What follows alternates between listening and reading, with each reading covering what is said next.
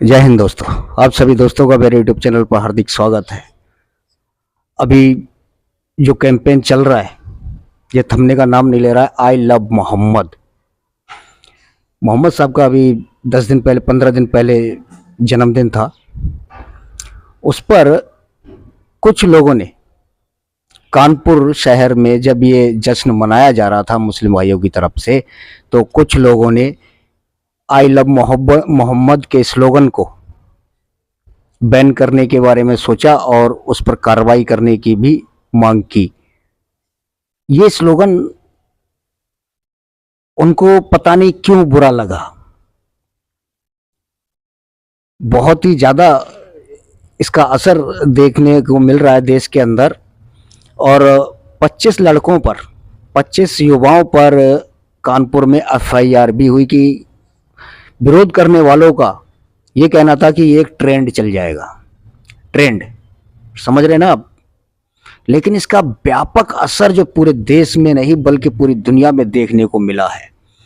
अगर कहा जाए सीधे तौर पर कि एक उड़ता जो तीर था ना वो ले लिया, आ बैल मुझे मार, और जाने कितनी कितनी कहावतें इस कार्रवाई पर, इस विरोध पर फिट बैठ सकती हैं। और ऐसा कैंपेन फिर शुरू किया गया देश के अंदर मुस्लिमों की तरफ से। हर गली, हर मोहल्ला, बुजुर्ग, बच्चे, जवान, लड़कियां, महिलाएं सब एक तरफ से एकजुट होकर I love Mohammad, I love Mohammad, I love Mohammad सल्लल्लाहु अलैहि वसल्लम के नारों से पूरा देश गूंज उठा। देश ही नहीं पूरी दुनिया गूंज उठी। क्योंकि ये वो जो शख्सियत है ना कि इनका विरोध कोई नहीं करता। विरोध वही करते हैं जिनको इस शख्सियत से कहीं ना कहीं थोड़ी सी नफरत है। कहीं नफरत क्यों होती है? नफरत ये होती है कि अगर हमने इसका विरोध नहीं किया, इस कैंपेन का या इस शख्सियत का, तो हो सकता है हमारे जीवन पे कुछ फर्क पड़े। हमारी धार्मिक मान्यताएं कहीं ना कहीं नीचे दब जाएंगी। मतलब दूसरे धर्मों की मान्यताएं नीचे दब जाएंगी। और जिसका विरोध किया गया आई लव मोहम्मद स्लोगन का, और मोहम्मद साहब के जो उपदेश हैं वो दुनिया में जाने माने हैं। वो इंसानियत से परे नहीं, इंसानियत के दायरे में ही है। हर चीज का, हर तरीके से मानवता के आधार पर यह है। अब देखिए, ये पुलिस कमिश्नर जो हैं कानपुर के, उन्होंने कहा कि भाई एफआईआर नहीं हुई है। अब सीधा सा सवाल है पुलिस कमिश्नर से ही मेरा, अगर एफआईआर नहीं हुई तो 25 युवाओं को गिरफ्तार क्यों किया गया? किस आधार पर गिरफ्तार किया गया? कौन सी धारा के तहत गिरफ्तार किया गया अगर एफआईआर नहीं हुई? जब एफआईआर नहीं है तो आप उनको छू भी नहीं सकते, पकड़ भी नहीं सकते, तो गिरफ्तार करने की क्या जरूरत पड़ेगी? किसके दबाव में किया ये सब? और जिसने विरोध किया वो कह रहे हैं कि ये एक तरीके से रीति बन जाएगी। अरे रीति तो सदियों से है ये आई लव मोहम्मद की, आज नई थोड़ी है। अब उन्हें ये डर है जिस तरीके से रीति, नई रीति जो जय श्री राम की जो रीति जो बनाई थी, कहीं उस पे ये भारी ना पड़ जाए। एक नई रीति नहीं है ये बहुत सदियों पुरानी रीति है आई लव मोहम्मद की।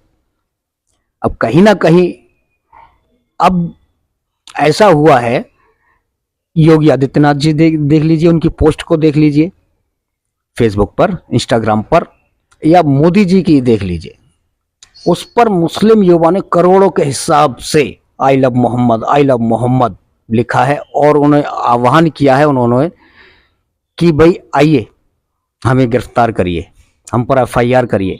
लेकिन जो आवाजें जो थी, जो उठ रही थी, वो सारी दब गई हैं। दब इसलिए गई है कि ये अनैतिक था। एक समुदाय को दबाना, उनकी धार्मिक मान्यताओं को रोकना इंसानियत के खिलाफ तो है ही, संविधान के खिलाफ भी है। हमारा देश, हमारा संविधान बहुल धर्मों का देश है और परंपराएं जो हैं, धार्मिक मान्यताएं जो हैं अनेक हैं, और सभी धर्मों को अपनी मान्यताओं के हिसाब से जीवन जीने का, उनको मान्यताओं को मानने का अधिकार देता है हमारा संविधान। और ऐसा अगर कोई किसी धार्मिक मान्यताओं को कुचलने की अगर कोई कोशिश करता है तो एफआईआर तो उल्टा उन लोगों पे होना चाहिए, क्योंकि गैर संवैधानिक तरीके से उन्होंने मांग की और एफआईआर करवाई और उनको गिरफ्तार करवाया। तो गिरफ्तारी तो उन लोगों की होना चाहिए जिसने ये आवाज उठाई कि ये कैंपेन ठीक नहीं है, ये स्लोगन ठीक नहीं है, हम इसका विरोध करते हैं।